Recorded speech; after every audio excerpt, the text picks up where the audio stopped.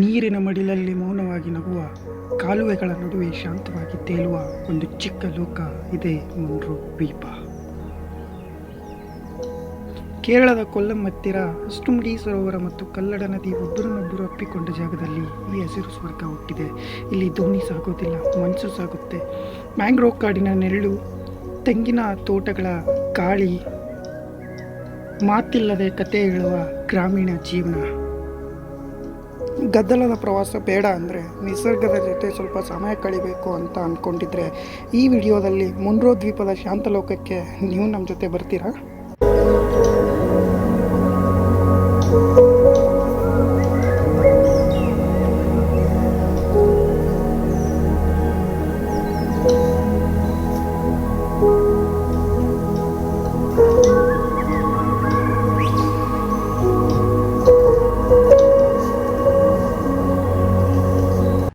ಇಲ್ಲಿನ ವಿಶೇಷತೆ ಏನಂತಂದರೆ ಈ ಸಣ್ಣದಾಗಿರೋ ಕಾಲುವೆಗಳೇ. ಇಲ್ಲಿ ದೊಡ್ಡ ಹೌಸ್ ಬೋಟ್ ಹೋಗಂಗಿಲ್ಲ, ಸೊ ಅದಕ್ಕೆ ಕೆನಾಯಿ ಮತ್ತು ಚಿಕ್ಕ ದೋಣಿಗಳನ್ನೇ ಯೂಸ್ ಮಾಡಬೇಕು.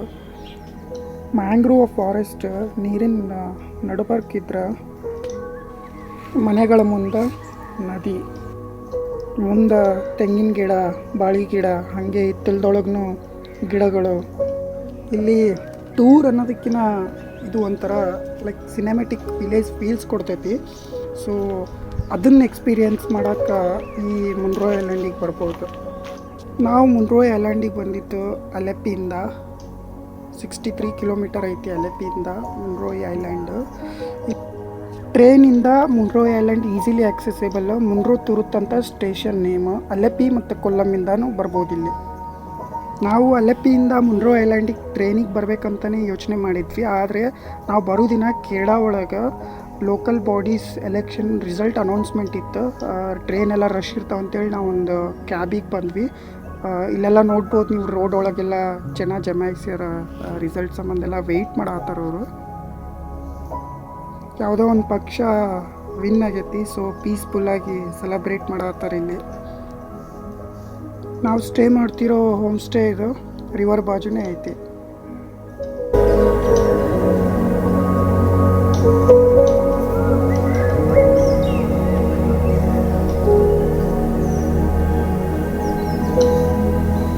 ಈ ಒಂದು ಐಲ್ಯಾಂಡಿಗೆ ಮುನ್ರೋಯಿ ಅಂತ ಹೆಸರಿಟ್ಟಿದ್ದು ಒಬ್ಬ ಬ್ರಿಟಿಷ್ ಅಧಿಕಾರಿ ಹೆಸರದು, ಕರ್ನಲ್ ಜಾನ್ ಮುನ್ರೋ ಅಂತೇಳಿ. ಅವ್ರ ಹೆಸರು ಇಡೋಕೆ ಒಂದು ಕಾರಣ ಐತಿ. ಅದೇನಂತಂದರೆ 19th ಸೆಂಚುರಿ ಒಳಗೆ British East India company officer ಆಗಿರ್ತಕ್ಕಂಥ ಕರ್ನಲ್ ಜಾನ್ ಮುನ್ರೋ ಅವರು ಇಲ್ಲಿನ ಒಂದು ಇರಿಗೇಷನ್ ಸಿಸ್ಟಮ್ಮು ಮತ್ತು ಸಣ್ಣ ಸಣ್ಣ ಕೆನಾಲ್ ಡೆವಲಪ್ ಮಾಡೋದಾಗಿರ್ಬೋದು, ಲೈಕ್ ಬೇರೆ ಬೇರೆ ಸಣ್ಣ ಸಣ್ಣ ಐಲ್ಯಾಂಡ್ನೆಲ್ಲ ಒಂಥರ ಕೂಡಿಸೋದು, ಈ ಅಷ್ಟುಮುಡಿ ಲೇಕ್ ಮತ್ತು ಕಲ್ಲಡ್ ರಿವರ್ನ ಯೂನಿಫೈ ಮಾಡೋದು, ಸೊ ದ್ಯಾಟ್ ಅದು ಅಗ್ರಿಕಲ್ಚರಿಗೆ ಹೆಲ್ಪ್ ಆಗಲಿ ಅಂಥೇಳಿ ಇಲ್ಲಿನ ರೈತರು ಅದರಿಂದ ಸದುಪಯೋಗ ಪಡಿಸ್ಕೊಳ್ಳಿ ಅಂಥೇಳಿ ತುಂಬ ಅಂದರೆ ತುಂಬ ಅಭಿವೃದ್ಧಿ ಕೆಲಸ ಮಾಡ್ಯಾರ. ಸೊ ಅವರ ಒಂದು ನೆನಪಿಗಾಗಿ ಇಲ್ಲಿನ ಜನ ಅವ್ರನ್ನ ಭಾಳ ಇಷ್ಟಪಡ್ತಾರೆ. ಆ ಒಂದು ನೆನಪಿಗಾಗಿ ಇಲ್ಲಿನ ಒಂದು ಐಲ್ಯಾಂಡಿಗೆ ಅವ್ರ ಹೆಸರನ್ನ ಇಟ್ಟಾರ. ಇಲ್ಲಿ ಸೈಕ್ಲಿಂಗ್ ಮಾಡ್ಬೋದು, ರೋಡೆಲ್ಲ ಫ್ರೀ ಇರ್ತಾವೆ, ಅಷ್ಟೊಂದೇನು ಗಾಡಿಗಳು ಅಡ್ಡಾಡಲ್ಲ. ಸೊ ಸೇಫ್, ಮಸ್ತ್ ವಿಲೇಜ್ನ ಎಂಜಾಯ್ ಮಾಡ್ಬೋದು ಸೈಕ್ಲಿಂಗ್ ಮಾಡ್ಕೊತಾನೆ. ಆ್ಯಂಡ್ ನಾನು ಇವಾಗ ಶೇರ್ ಮಾಡೋ ಸೈಕ್ಲಿಂಗ್ ಟ್ರ್ಯಾಕ್ ಮಸ್ತ್ ಐತದ. ಅಂದರೆ ನದಿ ಬಾಜುನ ಹೋಗುತ್ತದೆ ಟ್ರ್ಯಾಕ್. ಲೈಕ್ 5 ಕಿಲೋಮೀಟ್ರ್ ಹೋಗಿ ಮತ್ತು 5 ಕಿಲೋಮೀಟ್ರ್ ಬರೋದು. ಸೊ ಭಾರಿ ಐತಿ ಈ ಸೈಕ್ಲಿಂಗ್ ಟ್ರ್ಯಾಕ್. ನಮ್ಗೆ ಭಾಳ ಇಷ್ಟ ಆಯಿತು. ಸೊ ನೀವು ಯಾರಾದರೂ ಇಲ್ಲಿ ಬಂದರೆ ಇದನ್ನು ಟ್ರೈ ಮಾಡ್ಬೋದು. ಈ ಒಂದು ಟ್ರ್ಯಾಕ್ ಲೈಕ್ ಎಸ್ಕಾರ್ ಪಾಯಿಂಟಿಂದ ಹೋಗುತ್ತದೆ ಡಚ್ ಚರ್ಚ್ ಅಂತೇಳಿ, ಮತ್ತು ಡಚ್ ಚರ್ಚಿಂದ ಎಸ್ಕಾರ್ ಪಾಯಿಂಟಿಂದ ಮತ್ತು ಲೈಕ್ ಈ ಕಡೆ ವಿಲೇಜ್ ಬರುತ್ತೆ, ಅಲ್ಲಿ ಬರ್ಬೋದು. ಈ ಟ್ರ್ಯಾಕ್ ಮಾತ್ರ ಮಸ್ತ್ ಅಂದ್ರೆ ಮಸ್ತ್ ಐತಿ.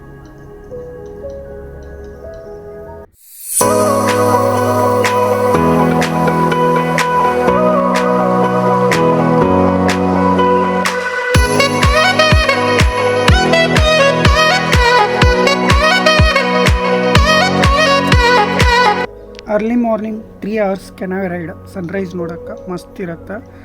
ಸಿನ್ಸ್ 6:30ಗೆ ಸನ್ರೈಸ್ ಇರೋದ್ರಿಂದ ನಾವು 5:15ಗೆ ನಮ್ಮ ರೈಡ್ ಶುರುವಾಗುತ್ತೆ ಈ ಸಣ್ಣ ಬೋಟ್ ಒಳಗೆ.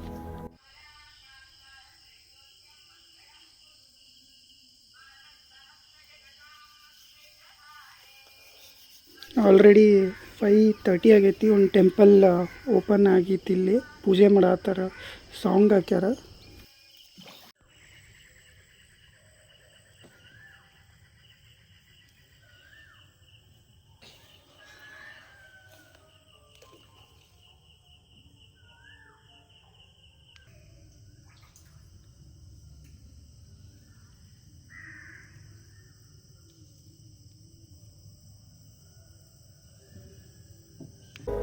ವಿಷ್ಣು ಅಂತ ಹೇಳಿ ಇವರೇ ನಮ್ಮ ಕೆನೋಯಿನ ರೈಡ್ ಮಾಡೋರು ಮತ್ತು ನಮ್ಮ ಗೈಡ್ ಕೂಡ ಇವರೇ.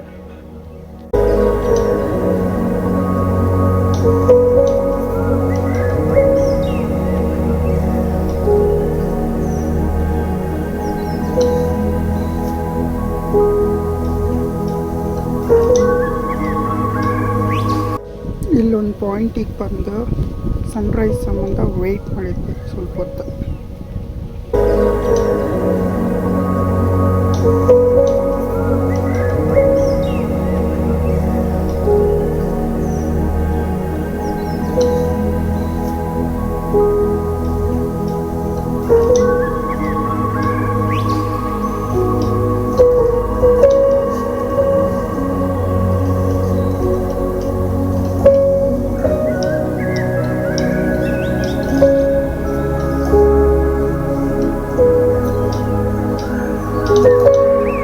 ಇಷ್ಟು ಅಮೇಝಿಂಗ್ ಸನ್ರೈಸ್ ಎಕ್ಸ್ಪೀರಿಯನ್ಸ್ ನಮಗೆಲ್ಲೂ ಆಗಿರಲಿಲ್ಲ. ಮಸ್ತ್ ಅಂದ್ರೆ ಮಸ್ತ್.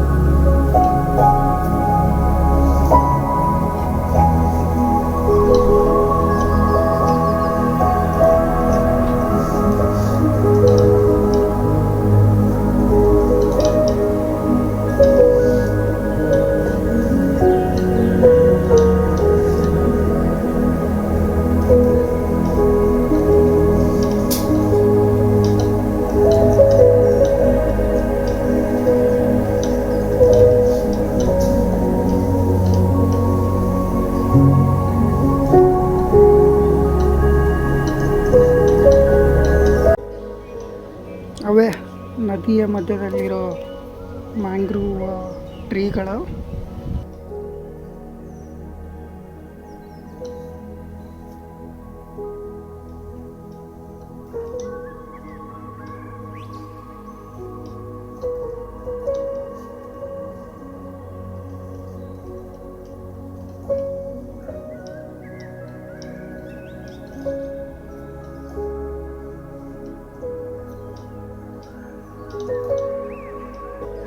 ಇಲ್ಲಿ ನೋಡ್ರಿ, ಈ ವ್ಯಕ್ತಿ ನೀರೊಳಗೆ ಮುಳುಗಿ ಮಣ್ಣು ಕಲೆಕ್ಟ್ ಮಾಡತ್ತಾನ. ಆ ಮಣ್ಣನ್ನು ಕಲೆಕ್ಟ್ ಮಾಡ್ಕೊಂಡೋಗಿ ಬೇರೆ ಕಡೆ ಈ ನೀರಿನ ಮೇಲೆ ಲ್ಯಾಂಡನ್ನು ಲೆವೆಲ್ ಮಾಡೋಕ್ಕೇನೋ ಯೂಸ್ ಮಾಡ್ತಾರಂತ. ಭಾಳ ಅಂದ್ರೆ ಭಾಳ ಕಷ್ಟದ ಪ್ರಾಸೆಸ್ ಇದೆ.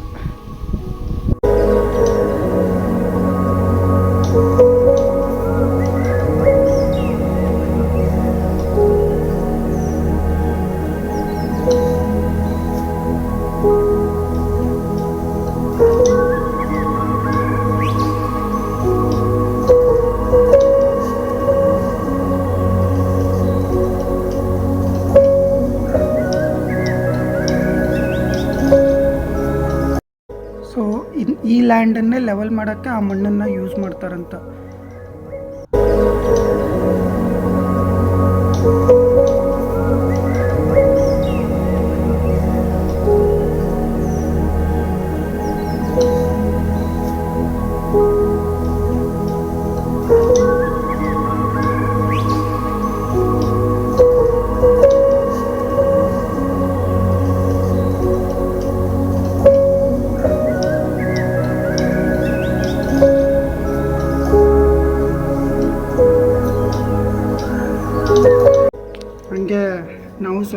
ಕೆನೋಯಿನ ಹೆಂಗೆ ರೈಡ್ ಮಾಡೋದು ಅಂತೇಳಿ ಕಲ್ತ್ಕೊಂಡ್ವಿ ನಮ್ಮ ಕ್ಯಾಪ್ಟನ್ನಿಂದ.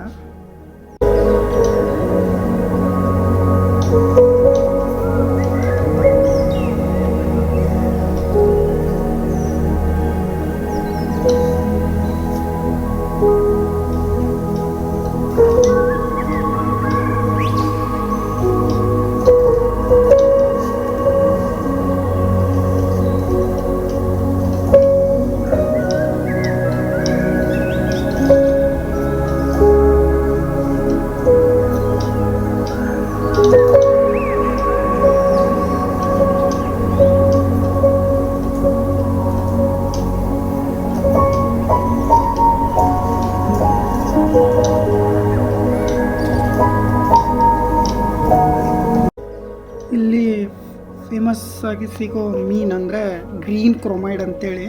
ಸೊ ಆ ಗ್ರೀನ್ ಕ್ರೊಮೈಡ್ ಫಿಶ್ ಫಾರ್ಮಿಂಗ್ ಇದು.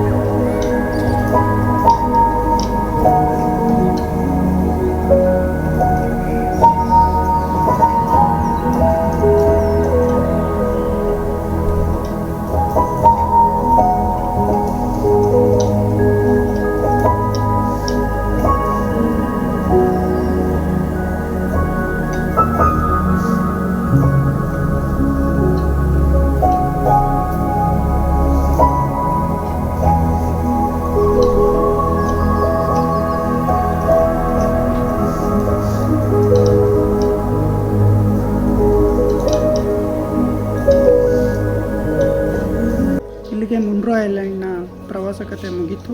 ಮತ್ತೊಮ್ಮೆ ನಿಮಗೆಲ್ರಿಗೂ ಬೇರೆ ಪ್ಲೇಸ್ನ ಕತೆ ಸಿಗ್ತೀನಿ. ಬಾಯ್, ನಮಸ್ಕಾರ. ನಾವು ಸ್ಟೇ ಮಾಡಿದ್ದು ಹೋಮ್ ಸ್ಟೇ ಡೀಟೇಲ್ಸ್ನ ಕೆಳಗಡೆ ಡಿಸ್ಕ್ರಿಪ್ಷನಲ್ಲಿ ಹಾಕಿರ್ತೀನಿ.